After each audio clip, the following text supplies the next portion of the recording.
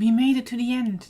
Strap in for some minor plot holes, logic flaws, inexplicable behavior for characters. This book just keeps on giving.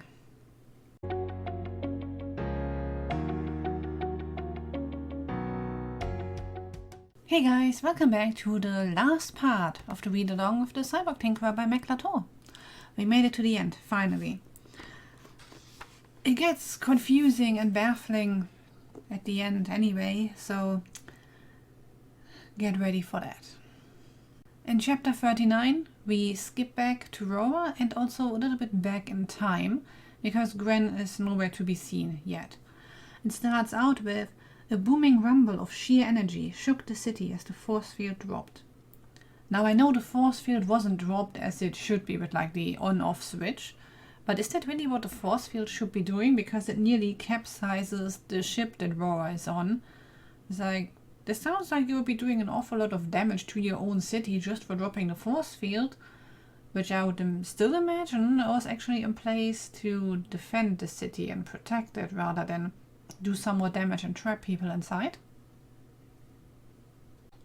Some of the description just seems a bit off to me here.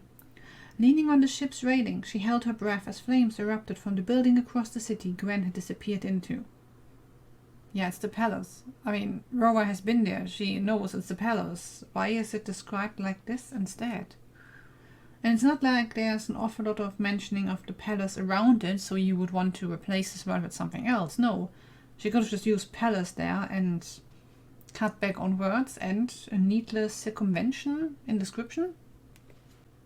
So Roar stares at this building, hoping for Gwen to appear and get to the ship in time, and Emmeline starts complaining that they need to leave now, or the angry lizard will get them. It's like, what angry lizard? If you can't see Gwen at the moment, then the dragon should be inside as well. But the force field has already dropped, so I would assume that Gwen is just above the palace, heading towards the docks. So maybe I can see the dragon from there, but either way, I feel like the timeline doesn't quite add up. They can't see Gwen yet, but they're already worried about the dragon. And before there's any mention of anybody seeing or saying something about seeing Gwen, there's a line that says like, "Oh, the second she gets to the ship, so will the dragon." I'm like, how do you know this? You don't see either of them as far as I can tell. Then finally Roar sees Gwen approaching, but the dialogue before still doesn't make any sense. So the obedient waits at the edge of natural gravity for Gwen to catch up. And it's like, okay, so the edge of gravity, that means oxygen is pretty thin up there already. It's no wonder Gwen faints before she makes it to the ship. When they see Gwen approach, they drop both the oxygen and the gravity field, because that would keep people out as well. I'm not quite sure why this works exactly like a force field. I feel like it shouldn't, but apparently it does. So they drop both of those so Gwen can actually get on the ship. But because they are at the edge of gravity and Gwen has quite a ways to go, she almost passes out on her way there, but she manages to lock eyes with Bastion one more time. And we get this from Roar's perspective. Gwen's eyes found Bastion's for the briefest moment, and Roar looked back and forth between them. Beyond the jealousy swelling in her chest was another feeling entirely. Acceptance. They were good for one another. That was a very quick change of heart, because the jealousy we've seen from Roar before was not pretty. But she needs this quick change of heart, so the next chapter makes sense, but we'll get there. Gwen passes out, Roar runs for the helm to hold the steering in place, and Bastion throws himself off the ship with like a line tied around his midriff. But before he does that, Roar tells him, "Aye, aye, Captain, go save our girl." Bastion looked at her for a long moment before he nodded and ran toward the railing, shouting, "Put us in reverse now." So they have this exchange while Gwen is already unconscious and falling back towards the planet? What? When do you have time to do all of this and still get down there in time? We're talking split seconds here. I mean, you're fighting both gravity and the angry dragon, so... The second they pull Bastion and Gwen back onto the ship, they put both of those fields back up. And the dragon then obviously has trouble getting in because they, for some reason, work like a force field. And none of the performers has passed out or sustained frostbite in the meantime, because we get an idea of how cold it is up there, but really if you're this close to the edge of gravity and so close to being out of atmosphere, is this not just like going outside in winter in a t-shirt?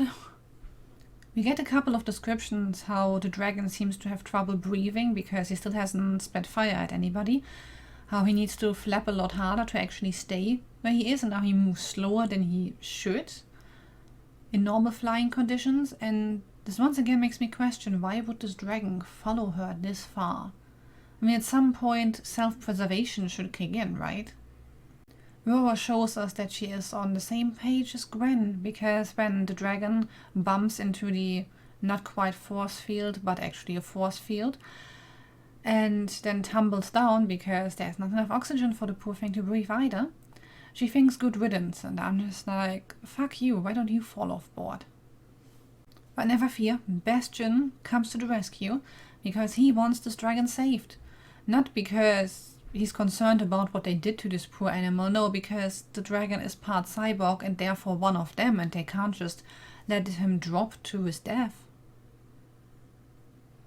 Well, it's better than Gwen and Rora, I'll say that much. So Mizana is sent to put the fields back down to get this poor dragon as well. But once again, the dragon is unconscious in this moment already while they have the discussion about whether to save him or not. And then Mizana goes off to drop the fields again. It's like, this dragon is pretty big and should in theory be fairly heavy unless it's built like a bird. I don't think it is, but whatever. They don't have enough time to have this discussion and still get to the poor dragon in time. But more importantly, we get some stellar writing when Mizana goes off to drop those fields. Hang on to your tits, ladies. Okay, so all the ladies on board hang on to their own chests, and what do all the other people hold on to? Somebody else's chest? Other appendages? Maybe the railing, because that would make more sense? Or just hang on, maybe? But no, hang on to your tits, ladies. They managed to pull the dragon on board though. So Rora can go off and do what is more important, look after Gwen, because she has been transported to the mistress's former room to be treated. But when she gets to the room, Bastion is meeting her at the door and she says that they need to have a talk. In chapter 40 we go back to Gwen, who wakes up and is in massive pain with all of her bruises, but she has a new cast and her shoulder is dressed, so the healer must work at light speed, because between her coming on board, them getting the dragon and then sorting off, because the first thing Rora and Bastion did was run for Gwen's room, he didn't have much time to do all of that, so he must be pretty good at his job, or he just works at light speed. But instead of having their conversation about Gwen and their relationship to her outside, Bastion and Rora come inside and then have this conversation at the edge of the bed so Gwen can overhear them. They have the big apology speech, like Rora apologizes to Gwen about using her again, even though I don't think she was really good at that anyway. Gwen apologizes to Bastion for judging him and how his past doesn't define him. Everybody apologizes to everybody. Everybody tells everybody that they love each other. Well, okay, Bastion and Rora tell Gwen that they love her, and she says the same thing to both of them. But at some point in between, Gwen also points out, like, "Oh, Rora ruined her hand to free the dragon and help us." It's like, how do you know this? When between you running off to get the force field and you fainting just before coming on board, would you have known that this is how Rora ruined her hand? So Gwen repeatedly tells you in how much pain she is and how she has so many scrapes and whatnot. But as soon as Bastion kisses her, all of that goes out the window and she can't think about anything else but getting close to him, and she gets incredibly horny. Straight away. So Bastion and Gwen start making out with Rora still in the room. Like, they're really not holding back there. And Rora's just like, well, okay, I'm gonna leave then. And then they have the conversation where Gwen tells them, I want to be with both of you. But then in her head, she also thinks, yeah, I want to sleep with both of you, because that's really her motivation there. I don't know how anybody can be this horny, seriously. So I have my doubts about this, because Rora has shown quite some jealousy beforehand, and her change of heart was only like in the last chapter. At least the change of heart could be interpreted in this way. And then Bastian has clearly stated before that he only wants his women, how I hate this phrasing, but he wants his women only to sleep with him. So that does not sound like a good setup for a polyamorous relationship, but that's what Gwen is gunning for, and that's what Rora and Bastian agree to. They lay down some ground rules for this relationship, and then because they are all horny as hell, they actually have a threesome. Or rather, there's never anything between Bastian and Rora, but all three of them do it. And it's quite explicit, and if it was just for this chapter, this wouldn't fall under romance, but erotica, I think. But then again, I'm also confused about the heat level in romance. There must be some qualifier for something that's more fluff, where you at best see a kiss, and then stages in between where things are hinted at, but happen behind closed doors, where you get to see some of it, and then this where you get to see absolutely everything. I don't know, but it's fairly explicit, so I can't say much about the scene without this video being taken down because it's not for educational purposes or something. It's pretty explicit, let's just leave it at that. The major thing I learned in this scene: they don't know about contraception in this world either, so they can go to space, but safe sex is not a thing. I think there's also some head hopping happening in the scene in between, but once again, can't read those lines. Yeah, so they have round 1, and Gwen instantly asks for the next round, and all of the pain she felt before is forgotten. Also, you remember how her arm got burned just 2 chapters back, I think? Yeah, well, that injury never gets mentioned again, and apparently that's not there because it's not part of her shoulder dressing, and I don't know. It's just gone. Chapter 41, we are still with Gwen, who wakes up after a very busy night and complains about how much pain she is. She gets dressed, and apparently putting on trousers, it's just too painful, she can't do it. So having sex the night before was fine, but putting on trousers, no can do. Just before she gets dressed, she finally has the time and water to actually wash smoke, ash and blood off of her, which then implies that she had all of this on her while they had sex, and it's like, gross? Yeah, you think it's gross too, don't you? No, where are you trying to go? Oh, you're cuddling this, okay. Here, wanna cuddle this? No? You wanna cuddle the Cyborg Tinkerer? Okay. And it's just more of the same. Everyone rushed toward Gwen at once. Archeo and Mizana wrapped their arms around her, muttering friendly profanities. Grunting, Gwen tried to shrug off the pain from the physical contact. So 2 people hugging you is too much, but the night before that was fine. It makes no sense. I mean, can you be so horny that you do not feel any pain whatsoever? I find that hard to believe. Gwen goes to join Bastian, and they're all lovey-dovey, and Emmeline comes up to them with a couple of watchmen in tow. The way the watchmen stood, tall and menacing, and the fact that they clearly didn't possess any free will whatsoever, had Gwen's fist clenching. Did the mistress plan to try to regain control of the ship and circus? She was crazy if she thought Gwen would stand idle now, even if it meant a second broken leg.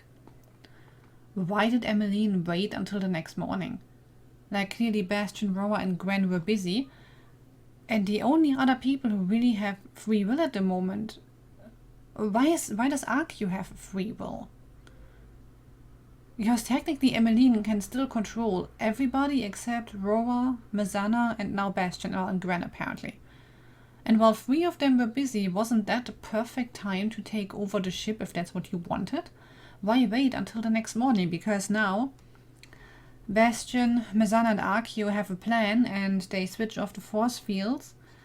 Because Gwen is the only one with magnetic boots, Bastian holds onto her while the Watchman and Emmeline just go floating. And Emmeline agrees to fixing everybody's coding and their memories as long as she doesn't get floated into space. So yeah, why did she wait until the next morning? That was just stupid. While Gwen supervises Emmeline working on those chips and fixing the coding, Emmeline explains everything because, you know, the villain monologue we got earlier was not enough. She needs to explain why she did what and how. Except the science doesn't really hold up, even within the constraints of this universe. I don't think it makes an awful lot of sense. Because Gwen wants to know why she wasn't affected by the coding and the end of free will. And the explanation is that the mistress wanted to go to Jinx for a specific metal, which would make her coding so much more efficient. But because she didn't have the time to put said metal into Gwen or the dragon, she couldn't control them. But none of the other performers or watchmen have this special metal in them either, and she was capable of controlling them. So what exactly stopped her from putting the same coding into Gwen's chip? Literally nothing, because she managed to manipulate her memories perfectly fine. So yeah, the explanation we get makes no sense to me whatsoever. Because they make a bit of a fuss about this metal, I assume it would have played a role in the next book, because it doesn't do much in this book anymore. You know, aside from not making any sense. Then Gwen thinks about, oh, what have we done? Because now the Emperor knows her actual name. Though the Emperor may very well arrest her family now that he knew her name, she hoped he'd be too preoccupied with other things to think of the Grimm family. The man who holds a grudge like that, the man who goes out of his way to commit genocide, will forget about your family and not come after them? I wouldn't hold my breath on that one, Gwen. Chapter 42 is the last chapter, thank goodness. The group discusses where to go next because the star system isn't safe, especially now that cyborgs have done so much damage in the capital city.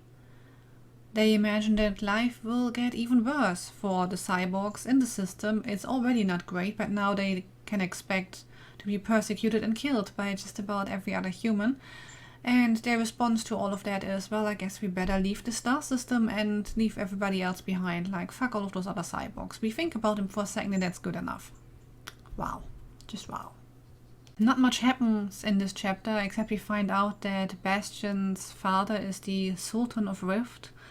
So, again, another noble and pretty high up. Whatever.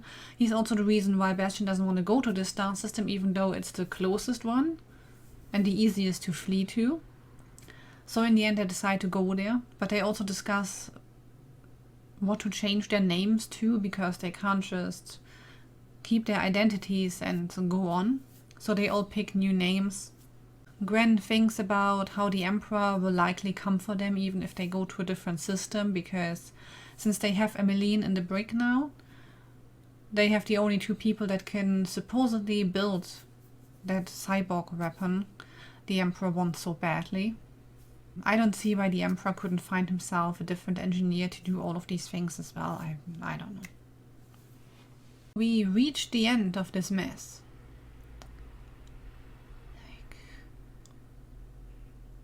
I hated the love triangle throughout, and then it just turned into a polyamorous relationship that comes out of nowhere to me. Aside, okay, for Gwen herself, I see how she would be okay with this concept, but it doesn't make sense for the other two characters at this point. But it just had to be in there, I suppose. Overall, this book was pretty bad. I think it had logical flaws. The characters were mostly unlikable and inconsistent. Some of the writing was just, hang on to your tits, just so you know. I will soon put up a video about how to fix a couple of things in the Cyborg Tinkerer, because I think it could have had some promise, but it was just a mess. And I'm sad to say that this also makes me question everybody that she thanks in the acknowledgements. That really everybody who had this book in their hands and didn't say, wow, this has issues, did the author a disservice. And if they said something and were ignored, well, that's on the author. But I can't imagine that there were like 7 odd people who read this and all said, yeah, it's perfect as it is. Because if they did, then you need new critique partners and better readers, I think. Overall, I don't think this was in a state to really be published yet. Which is a shame, because this makes a sad debut for anybody. Thank you guys so much for watching and being on this trip with me. Let me know in the comments what you made of the book if you read it, and what book to read next for a read-along, because I quite like the format, and it doesn't have to be a bad book either. Like and subscribe if you want to help the channel out, and the video with how to fix all of this, okay, maybe not all of it, but some of it, will be up soonish. Bye guys!